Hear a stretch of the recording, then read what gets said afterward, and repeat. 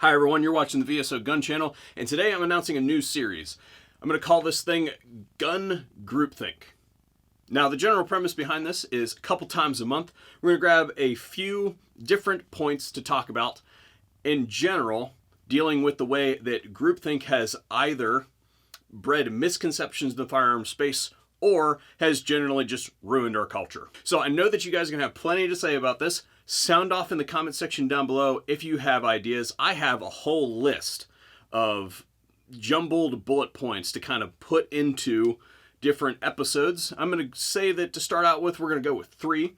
And today specifically, we're going to talk about stupid stuff that people say about the NFA.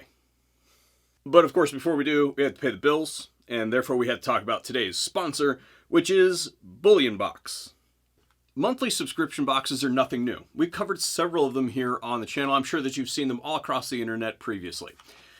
Most of the time, though, when you guys are receiving an ad about some kind of subscription box, it's usually dealing with some kind of equipment or survival stuff or firearms related stuff or outdoorsy things that you might buy on a regular basis. Bullion Box is more geared towards my investors. In 2021, there's a lot of investment opportunities out there. The hot one right now is crypto. And I'll just be honest, that is shady as shit. Totally doing it, not gonna lie.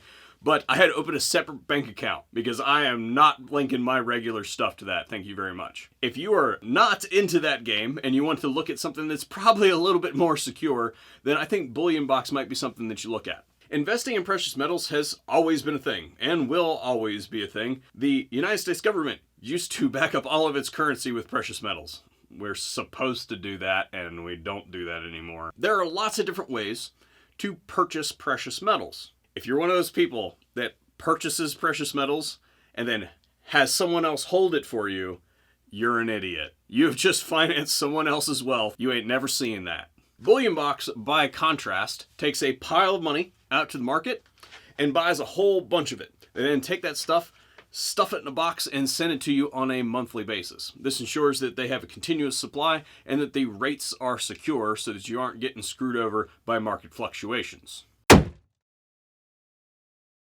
As someone who has purchased precious metals in the past, that's a pretty darn good idea. I wish I would have thought about it, or I had enough money to buy a shipping container full of silver.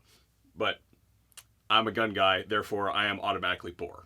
Anyway, thanks to Bullion Box for making today's video possible. And if you use my code listed in the description box down below, then you get 10% off your subscription.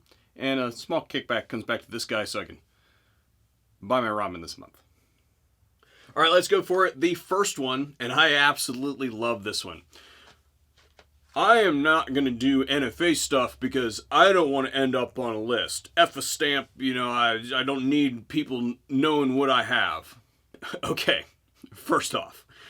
If you don't think that you are already on like 10 lists, you are sorely mistaken, sir. If you own one of these, you are on all the lists because they are hacking all your stuff. They are following you around everywhere you go.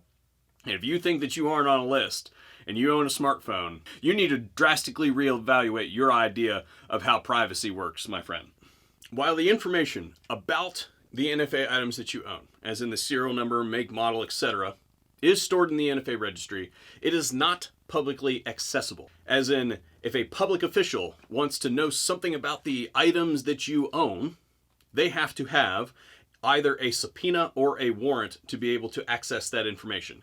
In fact, if you have a law enforcement interaction pertaining to one of your NFA items, and they ask, do you have an approved Form 4 for that thing over there, or that silencer you got, or that short barrel rifle? You don't have to show them. Not an attorney, not legal advice. If you want to go all Fourth Amendment on them, you totally can. That carries its own set of consequences. Just saying. An NFA transaction is a tax return. It's the basis under which they are legally able to operate. And because it's a tax return, it has all the same protections as a tax return, and therefore any public official that wants to see that information has to file the requisite paperwork. So if I were you, I'd be much more worried about all the bootleg stuff that you're stealing on this thing. Moving right along with number 2, and this one's going to take a little bit of preface on my part, so bear with me. Whenever you fill out a Form 1 or a Form 4 and submit it, there's some supplemental materials that have to be attached in addition to your $200 tax, namely some duplicate passport photos and duplicate fingerprint cards.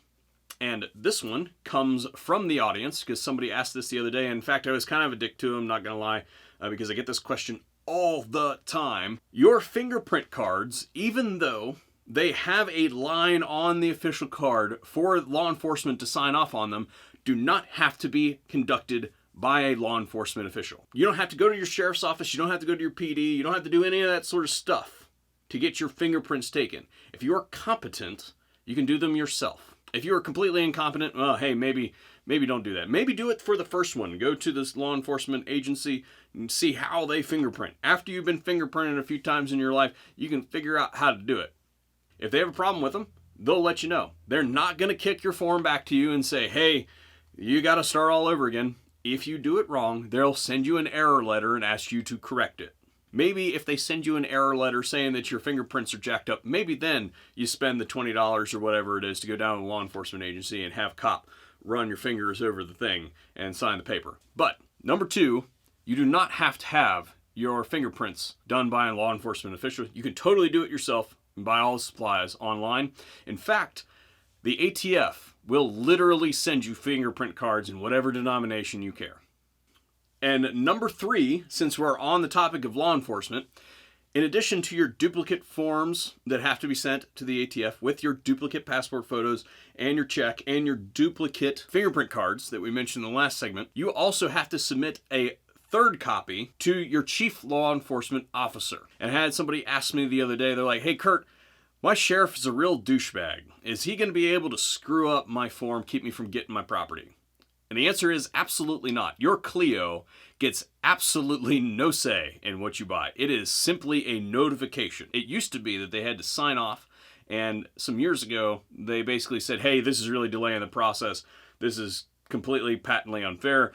Law enforcement officers no longer have to sign off on your Clio form. In fact, I know for certain that the officer that I send my stuff to literally throws them in the trash when they arrive because it's just another piece of paper that they have to keep track of. They mostly do not give a shit.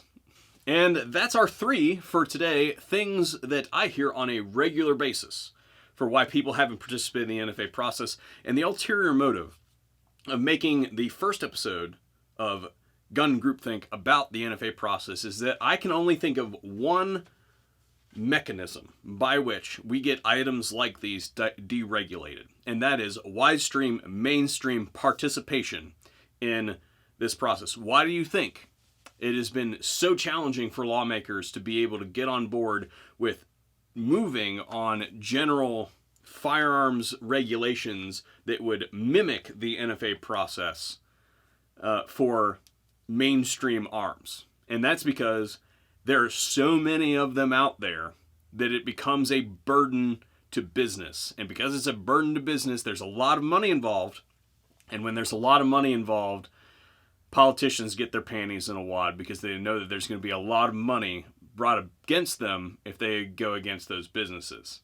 Just like any other business out there, if it's a mainstream thing and the government's getting in the way with it, then you have a better chance of fighting against government regulations if every single person has them. So if you are still an NFA holdout, trust me, the Hearing Protection Act is not coming back anytime soon.